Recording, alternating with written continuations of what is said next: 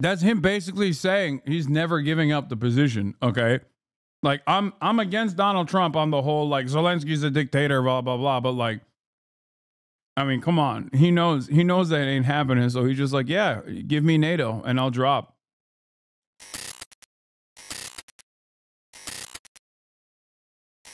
Of Tennessee has introduced a constitutional amendment that would amend the Constitution to allow President Trump to get a third term. Mark Avagno, a legal expert, will be explaining kind of the basis of how that works after I give my brief statement today. But we believe that the public needs a third term from President Trump. What he's doing already at warp speed with Doge and with making the government more efficient, going to battle with the bureaucracy, the permanent bureaucracy in Washington, D.C. That has lorded over us and strangled the economy for so long. This has been such a scourge for the American people. Trump is going to battle with them, and he's making incredible strides. But the forces of evil that he's going to war against are not going to go away. They might be dormant for a while, but they're going to be waiting to get right back in there as soon as President Trump is out of office. So we believe that with a third term, he'll be able to remake the government. He'll be able to take a wrecking ball to the bureaucracy, to the different, to the networks that operate behind the bureaucracy, and for generations to come, it will make. Under normal circumstances, I'd be like, these guys are fucking morons. Who cares what they have to say? Or they're so silly. But I look at and probably make the correct assessment now that there is nothing that is too silly for the Trump administration, and that they will pursue all avenues, including this one. I mean, these guys were just like saying over and over again, Project 2025. Well, Trump says he doesn't know what it is. His dumbass followers would come in here every now and then, which I miss, by the way. I miss the hogs so much. This community was so much more fun when we had hogs. Anyway, they would come in here and be like, Hasan, what do you have to say to Donald Trump saying he doesn't know what Project 2025 is? Why won't you believe our Lord and Savior when he tells you the truth? And now that he's in office, they're like, oh yeah, of course we were doing Project 2025, you idiots. So yeah, I don't treat anything these guys say as like just a joke. Make the necessary change. Stop the deep state, stop the institutional bureaucracy, stop the administrative state, and restore freedom to the people. So that's the idea here that we're pushing with the Third Term Project. Go to thirdtermproject.com for more information. And I'm just going to have Mark Avagno, our legal expert, talk a little bit about the basis behind it, and before we take some questions from the media. So, Mark, go right ahead. Thank you, Shane. So a lot of people, especially in the modern mind frame, think, well, presidents should only have 2 terms, right? That's how it's always been. Well, the truth of the matter of fact is that it's not always been like that. Franklin D. Roosevelt served 4 terms as president, and then we got this 22nd Amendment. That was the impetus for it. And so we are not asking for a huge modification, actually. And we've got a lot of criticism. Well, what if we allow Joe Biden to run again? Well, I don't know if he can even tie his shoes, so that's not going to happen. But what about Obama? Obama could run again. Well, what we're asking for is a... Well, he's going to be like, well, he's Kenyan. And also, we're going to deport him to Kenya, so he can't run again anyway. A modification to the 22nd Amendment, which would be that a president can serve 2 consecutive terms and no more. So in President Trump's case, he served 1 term. The second term was interrupted, and now he has another term, and so he should be allowed to effectuate his agenda with the second term. A lot of presidents, usually when they win once, they win again. And so we're not even saying that President Trump will be president again. So if he does run in 2028, it could be that he does not elect him. We're just saying that he should have the opportunity to be elected. And so there's certainly legal precedent for it. We're going to have to get at least 2/3 majority vote in the House and in the Senate, but that's certainly possible. And it's not unprecedented that a president would run 3 terms or even 4 terms. We're just saying a 3rd term would be ideal. And a lot of the left says they support democracy. This would be part of democracy, right? So we're just giving opportunity. If people don't vote for President Trump in 2028, so be it. But we want him to have the opportunity to run again, to continue making America great. Republicans are so funny. They push the term limits in order to prevent an FDR dominance of government, and now they want the reverse. God, Republicans never change. Oh, yeah. Yeah. Immediately blames the left. Obviously, of course they have to. How else can they exist? Also, Turkey plans to export 420 million eggs to the United States this year, the most ever, according to the Egg Producers Central Union in Turkey. To help solve its egg price crisis, America is turning to Turkey, the country. I'm ashamed. Well, I'm proud of my country for saving the Amerifats from the treatlerite, the great treatlerite crisis that they're experiencing. But I also simultaneously am ashamed because they're helping this fucking dumbass. What is egg in Turkish? All right, let's get back to the Trump admin putting pressure on Zelensky to push for peace. In Ukraine, on the third anniversary of Oh, God, it's loud. Russia's invasion, Russia launched the largest drone attack of the war, and President Zelensky is pushing back against President Trump over a deal for its natural resources. Chief Foreign Correspondent Ian Pannell is on the scene in Ukraine. Good morning, Ian. Yeah, good morning, George. From central Kyiv, this is a makeshift memorial to honour the fallen. Every single one of these little flags represents a lives lost. I can tell you there are tens and tens of thousands of them. And this morning, 3 years since the war started, the pressure is not on the Kremlin to resolve this, but on President Zelensky. This morning, on the third anniversary of Russia's full-scale invasion of Ukraine, the Trump administration pushing for peace, but placing all the pressure on President Zelensky. I asked the Ukrainian president about the strain he's facing from the US. You're under pressure from Moscow to step aside and Washington to hold elections. Give up the presidency if it meant peace for Ukraine. The Ukrainian leader telling me he's... The funniest line that he had in this is he said, yeah, if Ukraine can join NATO, I would love to give up my position. That's him basically saying he's never giving up the position, okay?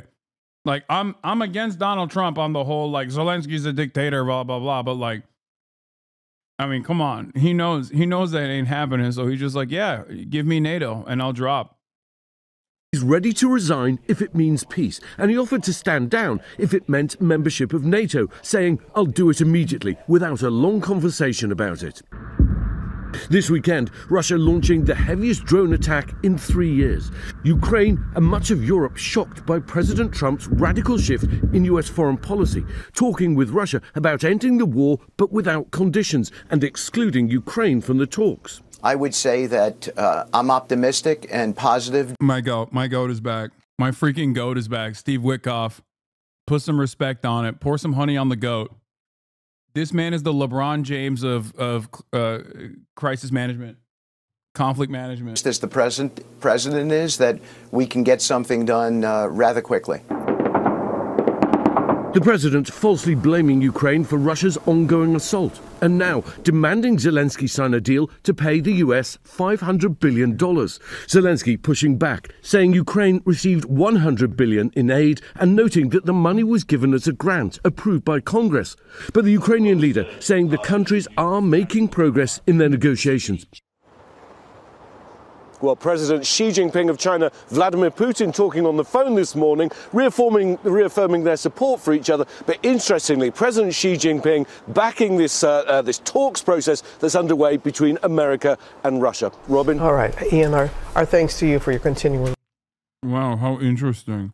Why would that be interesting? Their involvement in this affair on the Russian side is obviously not the same as America's involvement in Ukraine in terms of like how much power they have over Russian politics. China can't dominate Russian politics in the way that America could just like tell Ukraine to roll over, right? But regardless of that, China does control a tremendous amount of influence on the Russian side. And throughout this entire process, they've been pushing for a ceasefire from the jump. They can't get Russia to, stop in the same way that like America could tell Ukraine to do whatever and Ukraine has to do it. They don't have that level of control. They also personally don't care. I'm not saying that like China is a moral nation. I do not believe that any nation is moral. Pushing for a ceasefire but supporting Russia's efforts, what are you saying? Yeah, no, you heard me. You heard exactly what I said. China has put numerous proposals on the table revolving around the cessation of hostilities. China also, as a foreign adversary outside of the American sphere of influence, is aligned with Russia. But China doesn't have the same level of influence over Russia that America has over Ukraine. You heard all of the words come out of my mouth. I'm not saying China is moral. So Palestine isn't moral? No, no nation is moral. Palestine also doesn't even exist. What are you talking about? Movements can be morally correct. Movements, emancipatory movements under the grips of settler colonialism will be morally righteous. But nation states that are developed do not operate on the boundaries of morality. They just don't. And I'm not saying that like China's push for a ceasefire comes from a place where they're just like, oh, we love doing peace. It's just beneficial for them. It's beneficial for them when Russia undermines American hegemony. And it's also beneficial for them when, when this war inevitably ends, so that they're not, so that energy prices can stabilize. Now you're going to get canceled by pro-Palestine content creators? No, I'm not. Do you want to clarify the Palestine doesn't exist comment? I get exactly what you mean, but for the inevitable bad faith clip chimps out there, I think everybody understands what I mean when I say that. Palestine as a nation state is not recognized by the international community. Okay? How is forgiving debt not moral? No. There is no underlying interest in doing moral good for a nation. Chinese debt forgiveness is a great example of this. It's not done because China's like, oh, we really want to be good to these countries. It's done because they want the support of said countries on the global stage.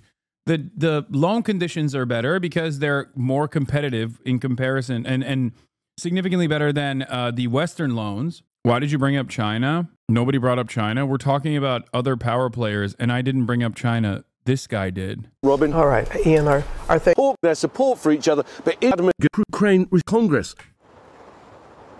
Well, President Xi Jinping of China, Vladimir Putin talking on the phone this morning, reaffirming their support. You got it? Was that helpful for you? Do I have to walk everybody every step of the way through every conversation? I mean, I'll do it. This is my job to a certain degree, so I'll do it, you know.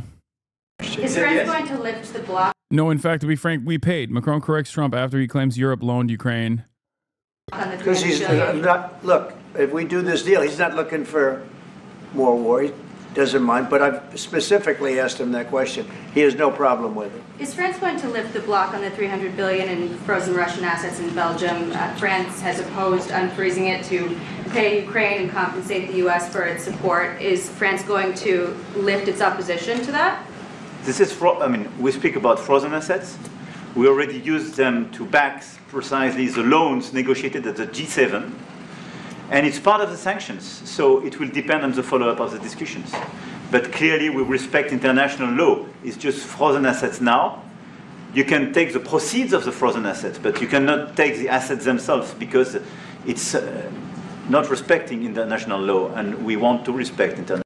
This stuff is so funny because, it's just what we say goes, right? That's it. There's a president blaming Ukraine for the invasion and chatters are still chirping at you. Yup. You must understand. Donald Trump is not an accessible figure. I am. That's it. Chatters are not yelling about politics. They're just trying to do drama so it's more so that politics is easier to consume.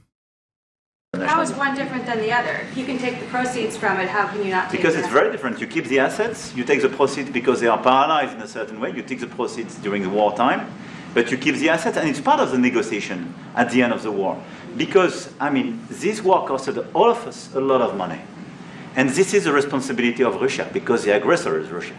Should the US be compensated? So at the end of the day, this frozen asset should be part of the negotiation, all in all.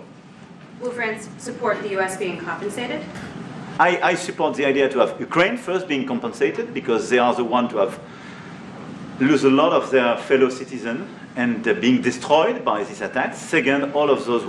It's crazy that even this douchebag is correct on this, by the way. Like, even this charlatan, even this douchebag, I hate Macron, next to an animal like Donald Trump, comes across like a beacon of elder statesmanhood. Yeah, of course Ukraine should get reparations. Like, Ukraine should get financial restitution. And all we're offering is the exact opposite, which is, no, we're going to fuck you further. we're just gonna take all of your natural resources. It is crazy. Why do you hate Macron? Oh my God, dude. Where do I begin? Macron is the annoying right-wing neoliberal that has utilized the wave of fascist mobilization in his own country to try and do more austerity and create more of a momentum against himself, and then actually lose his grip of power by calling together an election and then not abiding by the French precedent set in previous elections and offered that coalition the leadership that they wanted because of his awesome powers that he has in his position, refusing to do that, and then putting whatever prime minister he decides is the appropriate prime minister in charge.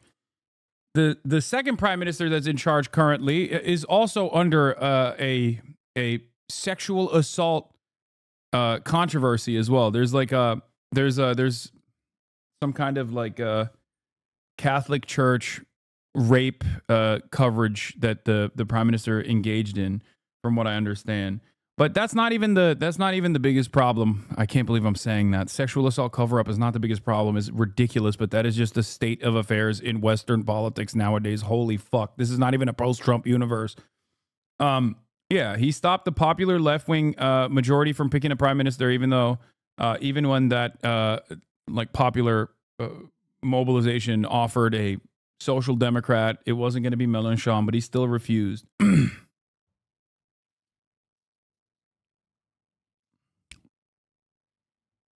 He covered 100 plus child rapes by a school which he was a board member of. Yeah, it's insane. Also, he's a massive Islamophobe and has aggressively pursued, like he's done the thing where he has outflanked the nationalists on reactionary policies while also simultaneously still implementing neoliberal austerity measures, like increasing, against the public's wishes, increasing the retirement age for everybody except for cops, from what I understand. I wonder why he won't do it for the cops. Oh, just horrible, dude. Horrible monster. He sucks. French guy here. There's a second sex abuse scandal being investigated that prime minister covered up, apparently. Yeah, that's what we're talking about. Are we really ignoring why he used to be a socialist? Are we really ignoring why he was forced to do that, though? Go ahead. Tell me why he was forced to do that.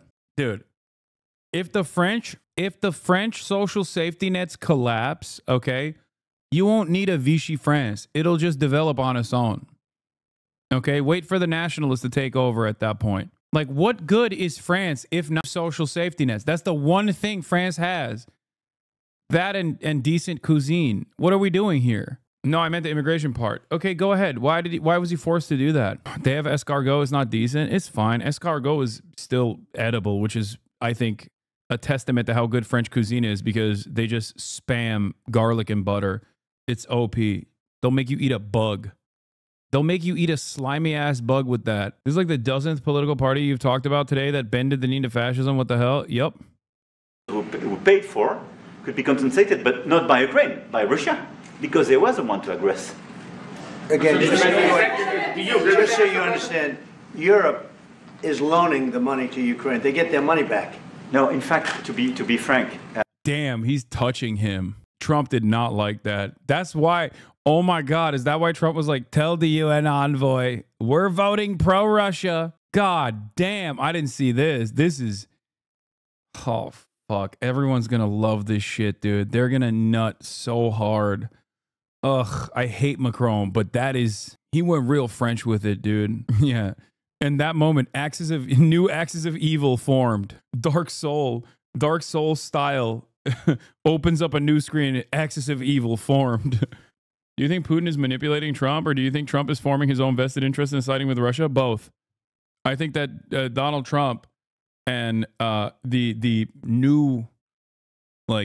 new fascist right-wing attitude towards Russia is that Russia could be an ally against China, I think. So I think that is part of the process, but also I think Trump is being manipulated by Vladimir Putin because he loves authoritarian strongmen that are nice to him. And I think Putin just glazes him. So he likes Putin. He likes authoritarian strongmen in general. He hates Zelensky. He likes Putin. And also, it's in their immediate interest. We paid 60% of the total effort. And it was through, like the US, loans, guarantee, grants, and we provided real money, to be clear. Yeah. We have 230 billion frozen assets in Europe, Russian assets, but this is not as a collateral of a loan because this is not our belonging. So they are frozen. If at the end of the day, in the negotiation we will have with Russia, they're ready to give it to us, super. It will be loan at the end of the day, and Russia will have paid for that. If you believe that, it's okay with me. Mr. President.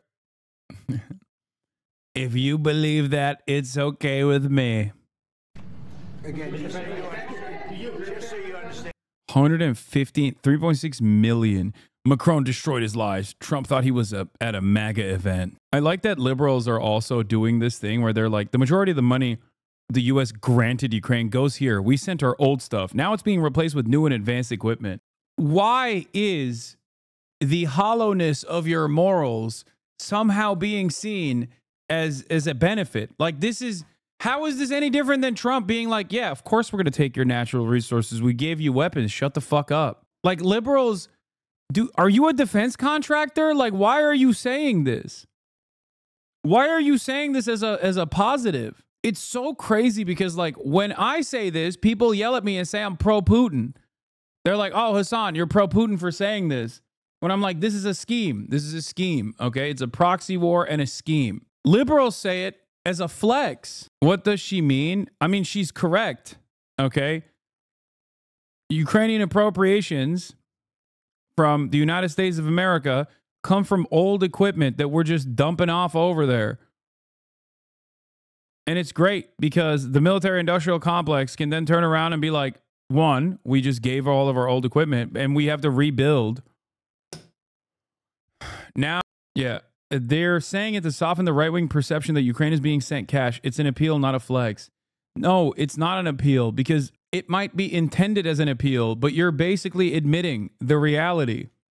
None of this also helps American citizens regardless, okay? Okay, $724 million worth of older equipment was sent to Ukraine.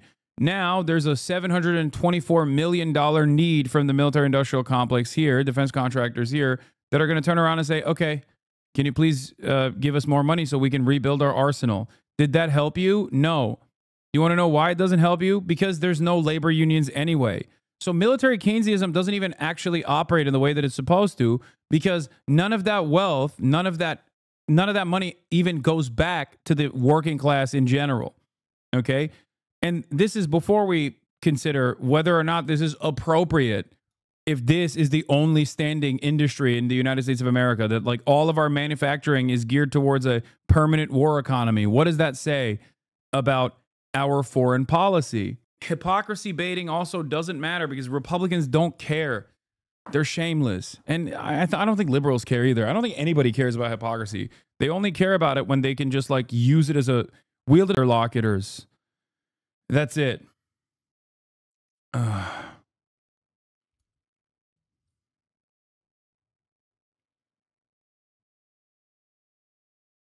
Anyway. U.S.-Ukraine Minerals Agreement states that the U.S. would express its desire to keep Ukraine free, sovereign, and secure, according to a draft obtained by Axios. Yeah. If they have a financial imperative, then they'll actually be more invested in the permanent security of Ukraine. How is this anything but extortion, dude? That's it. Yeah, we got to extract their natural resources for a tidy profit, and only then will we actually give you security assurances. It's so, oh God, it is so messed up. And of course, then we arrive at Donald Trump saying in the Oval Office when asked about why the U.S. joined Russia to voting against a UN resolution condemning Russia's war against Ukraine. I don't want to explain it, but it's sort of self-evident, I think. That is crazy.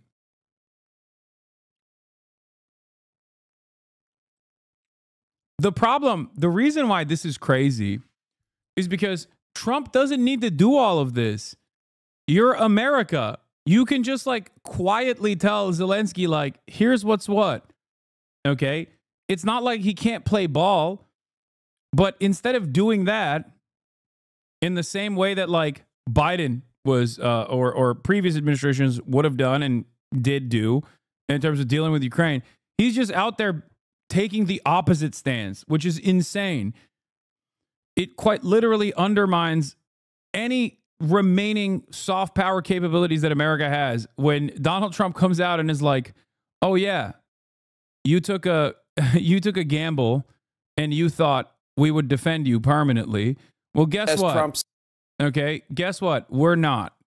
We're going to fuck you over at the end," very openly. They're treating Ukraine as a nation state as though they are like a group of Kurdish militias in the region to be used against whatever regional actor America wants to destabilize. It's crazy. Only until their use is over, and then they turn around and they discard them.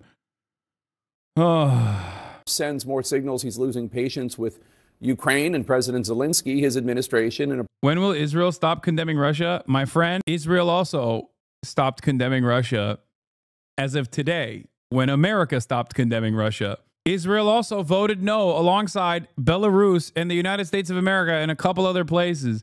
China even fucking abstained. Okay? Think about that. A proposed UN resolution. Yeah, Ryan Ruth is in shambles, dude. His worst nightmare. His worst nightmare is happening right now in broad daylight. Is refraining from condemning or even acknowledging Russia as the aggressor in this conflict or expressing belief in Ukraine's territorial integrity. President Trump has elevated his longtime close personal friend Steve Witkoff to the center of some of his biggest global challenges. Witkoff has been a central negotiator with Russia. He met directly with Vladimir Putin, and Witkoff negotiated the Israel-Hamas ceasefire and is currently working on Phase 2. U.S. Special Envoy Steve Witkoff joins us now. The White House Press Secretary Caroline Leavitt told reporters, Steve Goatkoff, my king, my goat, W. W stands for Witkoff, baby. Let's go.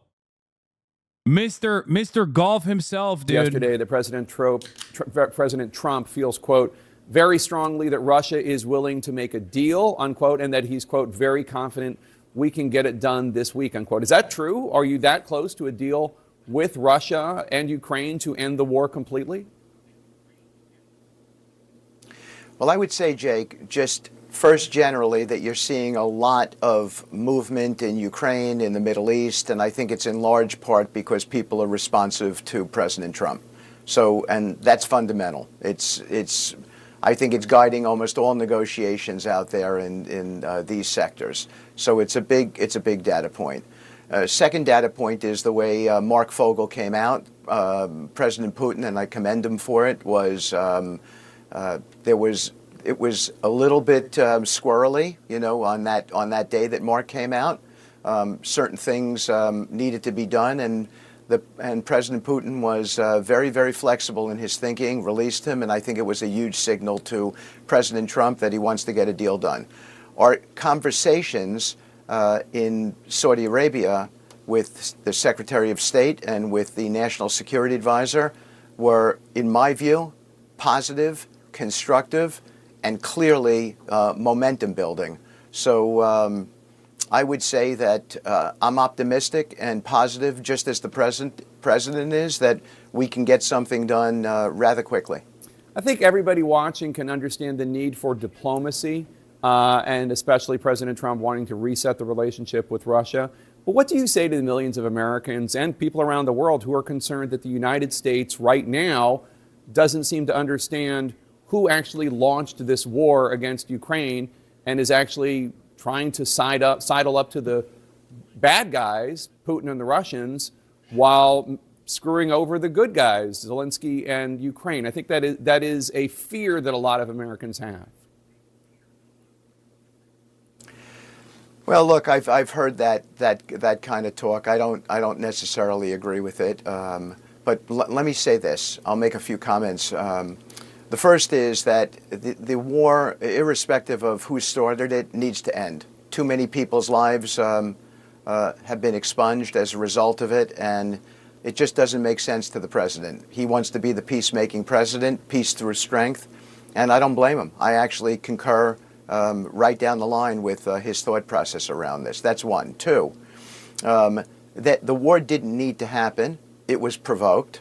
It doesn't necessarily mean it was provoked by the Russians. There were all kinds of conversations back then about Ukraine joining NATO. The president has spoken about this. That didn't need to happen. It basically became a threat to the Russians. And so we have to deal with that fact. And those are real facts on the ground here. But be that as it may, the Russians have indicated that they are responsive to an end to this. There were very, very, what I'll call cogent and substantive negotiations framed in something that's called the Istanbul Protocol Agreement. We came very, very... We're at the table. We're at the table again. Oh, my God. Boys. I don't want to freak you out, but Turkey's at the table. Turkey mentioned. Os bayrakları. Os bayrakları. Be at the table? No. As a Turk, I want to be the table. Okay? More terrorist propaganda. Yeah. God forbid you play military music from any country that's not America or the IDF. Then you're doing terror. You're doing terrorism propaganda, brother. Oh, my God. Terrorist propaganda again. What's next? You going to play that Yemeni song again? I hope you get banned. very close to signing something. And I think we'll be using that framework as a guidepost to get a peace deal done between Ukraine and Russia. And I think that will be an amazing day.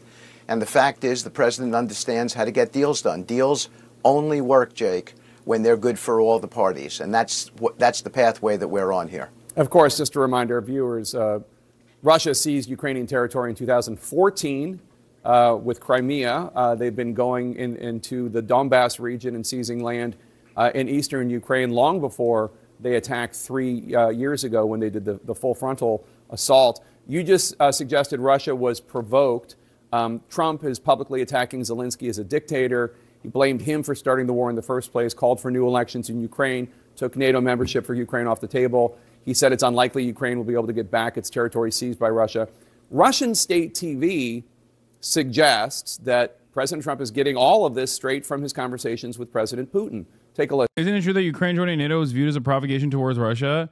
Yes, but there's obviously more to Russia's ambitions in Ukraine than simply engaging in a defensive posture, especially considering that regardless of NATO expansion being presented as an option, it was never going to happen. And the real reason why it was never going to happen is because of Russia's long-standing energy partnership with European counterparts that have to vote for Ukraine to join NATO. Every world leader understood that this would be a unenforceable red line. Okay? That is the truth of the matter. So my position always has been, if I understood that as something that was never going to happen, why didn't Russia understand it as something that was never going to happen? And that is because they simply wanted Eastern Ukrainian territory. Okay? And not just Eastern Ukrainian territory. They just wanted to encroach upon as much of Ukrainian territory as they possibly can. You can try to use that. You can try to use some semblance of righteous cause when you're engaging in irredentist actions, but it does not fucking matter. Okay? Just like when Vladimir Putin said he was doing it to denazify Ukraine. Ridiculous. Completely insane statement, okay? Completely insane statement. When you say you wanted to do it to save Donbass, save LPR and DPR, also ridiculous. You've killed far more people than in the 14 years of back and forth, or the 10 plus years of back and forth. You've killed far more people in the last 3 years that you did over the course of the past 10 years of constant shelling. Okay? Also ridiculous. Does NATO play a role in this? Sure, but it doesn't matter. Ultimately, a smart leader is that is not interested in just simple territorial acquisition would not fall for this bait. Putin, on the other hand, used this bait as righteous cause. And look where we're at now. Listen. Trump отвечает на вопросы по поводу пресс-конференции. When Trump is answering questions about the press conference, I think it is not a coincidence that many of the narratives that are being voiced largely materialized after their conversation. Но фразы, которые он дает... The phrases he is saying are so deep and so correct. They are in total... Is a pretty good win for Russia? I don't think so. I disagree. The party that made the most out of the situation is the United States of America. Okay? The party that made the most out of the situation is the U.S. Russia lost a shit ton of resources and a shit ton of manpower in the process of like gaining territorial acquisition to the tune of 20% of Ukraine. Okay? Like that's not a major W for Russia. If their goal was to undermine America's position on the global stage, they failed on that front as well. More countries joined NATO. Countries under the American security blanket pre-Donald Trump. Okay, hold on. Before you say, well, things are changing now. Before Donald Trump, every other fucking American ally or every other country that is in the sphere of Western influence obviously looked at that situation and went, oh, shit, well, we need NATO more than ever before. Look at Finland. That would have never happened if Russia did not choose to invade Ukraine. Okay? I think that ultimately it's infinitely smarter to stick to trade. You're an energy provider. You already have these contracts. You can make yourself irreplaceable.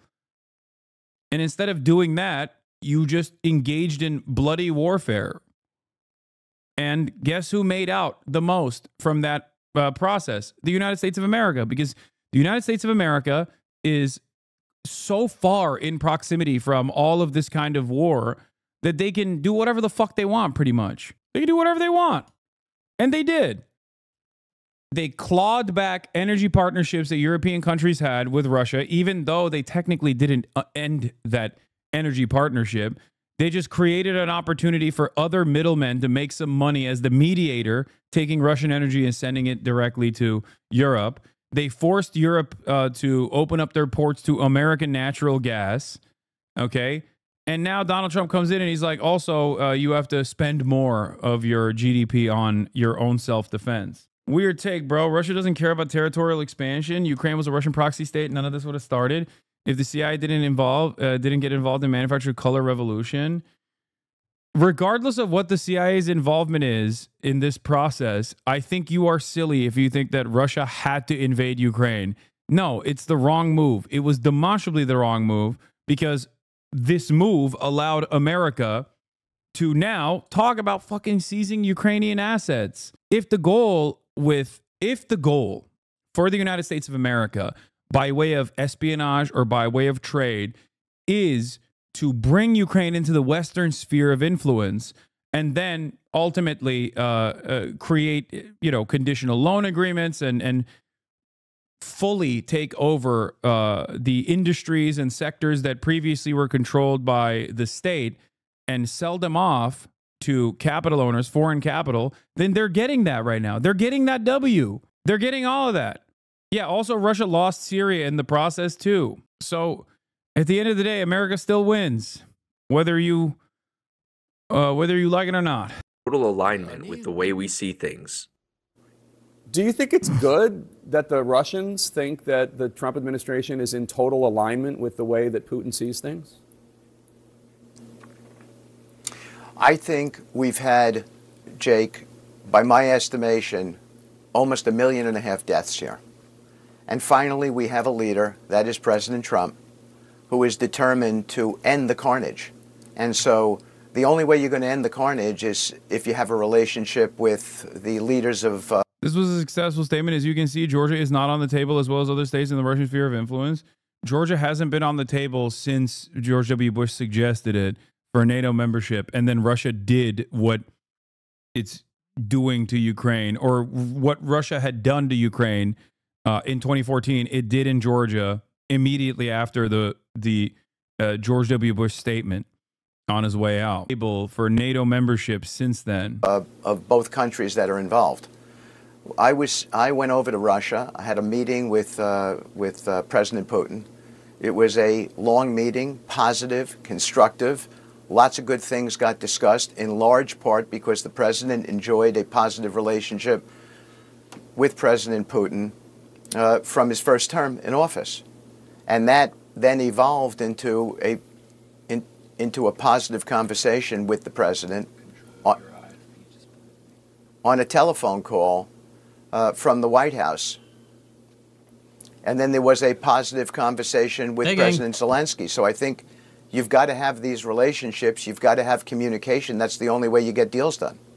So President Trump wants President Zelensky to give the United States sweeping access to Ukraine's rare earth mineral deposits as repayment for all the aid the U.S. has given Ukraine. Zelensky rejected the original proposal. He suggests that Ukraine needs to get more assurances from the United States of future support and security guarantees. Where do these negotiations stand? Well, Jake, let me say this with regard to the mineral rights agreement. The president came into office, and lo and behold, what did he find out? That we are the majority share of the aid to Ukraine, so we're funding it, and we were funding it with no arrangement to pay it back. Alternatively, the Europeans, who were most affected by this war, were funding the minority share, and they had agreements to pay it back. So, as is typical of the president, he's very, very sensible. He said to himself, that makes no sense to me. Why would the American public, taxpayers here, be funding the majority share, not get anything back? The Europeans funding the minority share, they get everything back. So this agreement is much about repayment for all that we have done on behalf of the Ukrainian people. And that's the way the president sees it. I expect to see a deal signed this week. You saw President Zelensky. Yeah, I'm sure Europeans loved cutting off their previous energy deals. They probably loved it. Like when the Nord Stream pipeline exploded, who knows who did that, okay? Who knows who was responsible for that? I don't know. Remember when people were saying Russia probably did that to themselves? That's another part of the process that is like incredibly frustrating. When I say something doesn't smell right, or when I say something that is like objectively untrue, even if it is objectively untrue, people go, oh, you're pro-Russia. There's no attempt to even like undermine the argument that I'm presenting. There's no attempt to even prove their own personal position. It's just basically, nope, you're pro-Russia, and that's it. And people just eat that shit up. Waver in his commitment towards that a week ago. The president sent a message to him. He's not wavering anymore. I think there's a reason he's not wavering. Is that we have done so much, and that agreement belongs being signed. And I think you'll see it signed this week. President Trump has been putting a lot. I'm not saying this is definitely going to happen, but like this is ironically not dissimilar to America's previous initiatives with the Mujahideen.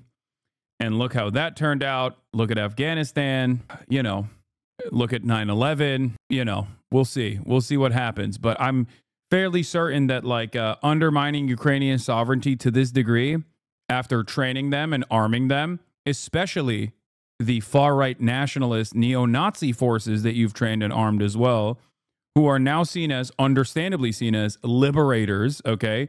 And then wronging them deliberately like this, I suspect is going to cause a lot of anger and resentment. A tremendous amount of weapons is now on the European continent. Someone's going to use those weapons. A lot of pressure on Ukrainian President Zelensky, as you just noted, and laying out the concessions Ukraine will have to make to end the war. What concessions will Russia have to make? Well, I think in any peace deal, each side is going to make concessions, whether it's territorial concessions, whether it's economic concessions. I think there's a whole array of things that happen in a deal, and you'll see concessions from both sides, and that's the president's, that's what he does best. He brings people together. He gets them to understand that the pathway to peace is concessions and consensus building. And I think you're going to see a very successful result here. We've been struggling with this conflict for 3.5 years. No different than Gaza. The president has basically said to himself, we need something more purposeful. What we've been doing in the past has not worked. Now it's time to get something to work. And if we get something to work, then we're going to have a lot less we're going to have lives saved, and both peoples in both countries are going to live in a better way. The biggest difference, as I see it, between the two conflicts are that there's also this question of the European alliance when it comes to the Ukraine-Russia conflict. The front runner to be the next Chancellor of Germany, Friedrich Merz, warned European leaders that they must, quote, prepare for the possibility that Donald Trump will no longer uphold NATO's mutual defense commitment unconditionally. That's part of the NATO pact. An attack on one is an attack on all. You're a close advisor to President Trump, a close friend of his. If Russia attacked a NATO ally, would President Trump honor the United States' commitment under Article 5 to defend allies in NATO? I think the president has. Just checking in. Has the empire crumbled yet? No. You'll know when it's crumbling because it's not going away quietly. Has never said anything of the sort. I think what he said is that NATO exists, that the U.S. has always supported NATO, that we've supported it by funding more money than the European countries have in the past, and yet he continues, or Americans continue to be criticized for. Holy shit, I didn't even think about Article 5, Lamau. You think he'd back up NATO or not? I've said this before in the early stages of, like, Putin's actions. I have this suspicion for defend Eastern Europe against, like, if Russia was truly powerful enough to be able to, like, wipe out Ukraine, overtake it, and then move directly into Poland, I don't know if America would defend it. The only reason why America would ever defend NATO in that situation would be specifically to make sure that people understand that you don't fuck with America. You know what I mean? To reinforce American power. Like, do I think America cares about Poland at all? No, I don't. I don't think that America cares even a little bit about Poland and Eastern European countries in general. Western Europe is a little different of a story. I think, like, at that point, you've gone too far. But I think it's just strategic posturing at this point. I mean, look at America's lack of interest in Europe right now, like with the tariffs. It's so obvious that America just does not give a shit about any of its fucking allies. When push comes to shove, America clearly doesn't even care about Western Europe either. Look at what we're doing to Western Europe's economy currently. Yeah, Trump would get up there and be like, yep, it was Poland's fault. Trump would blame Ukraine for letting Russia into Poland. Trump would blame Poland. He'd be like, Poland, World War II, the responsible party. We're the Polish. Why were you looking so good? Light bulbs. Everybody talks about light bulbs. The Polish, they can't put the light bulb up, folks, believe me. Y'all don't care about Canada either? That's what I'm saying. The American government does not care about any of our fucking allies. Except for Israel, okay? Except for Israel. We are ride or die, baby. Other than that, nobody matters. Europe was never an ally, more like a servant. Yeah. Also, the other side of the story is, and I do mention this all the time, but people seem to forget, government doesn't even fucking care about American people. If we did, we would have healthcare, dog. Like, we don't care about shit. The only thing we care about is this, okay? Money. Wealthy people making more money, corporations and their bottom line. There's never been a moment. America is the perfect expression of capitalism. Okay. It was the perfect proto-capitalist nation, pre-industrial revolution, pre-capitalism. And it has been the perfect capitalist nation. Like before we started talking about markets and whatnot, America was so primed, so perfectly ready for capitalism. Just like for many American Jewish people that don't really care about the religion at all, Zionism has basically become the religion. For Americans, many Americans don't fucking give a shit about religion at all. Like many Americans, ultimately, Christian, Jewish, whatever their background is, don't necessarily give a fuck about the religious scripture and the religious text and abiding by those standards. Hell, we've actually changed the Christian religion to suit the purposes of capital more, like prosperity gospel. America's religion is capitalism. Why Israel? Please explain what's so special about it. It's our little tiny unsinkable aircraft carrier with its own espionage capabilities in a resource-rich region that we desperately want to maintain control over. So it's America's 51st state. But it's also more important than some other lame-ass states, too. They also literally do have better social safety nets than we do. That's the other side of this. Like, Jesus. For not standing up. I just don't understand the rationale behind that. So Friedrich we've done just more wrong, than most. Yeah, I just think it's unfair.